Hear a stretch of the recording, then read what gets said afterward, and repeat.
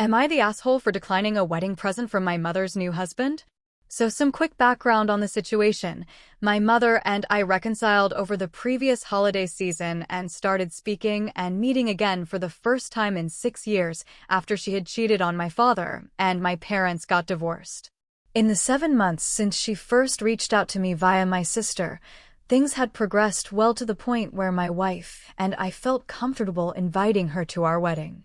The one outstanding issue/disagreement we still have though is that I have zero interest in ever meeting her new husband Tim, who is the man she was cheating on my father with.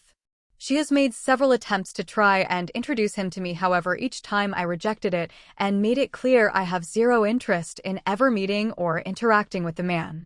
Anyways, fast forward to Monday on my wedding night, and as my wife is looking through some of our wedding gifts, she notices one is labeled from Tim.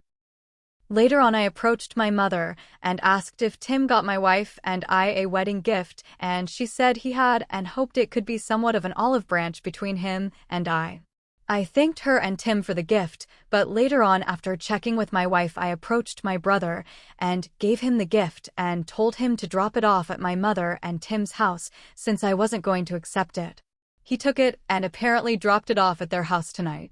Upon seeing my brother drop the gift off, my mother called me upset that I had refused to accept Tim's present. I told her I was simply maintaining the same stance that I've had the entire time regarding Tim, which is that I want nothing to do with him. So am I the asshole for rejecting my mother's new husband's wedding present?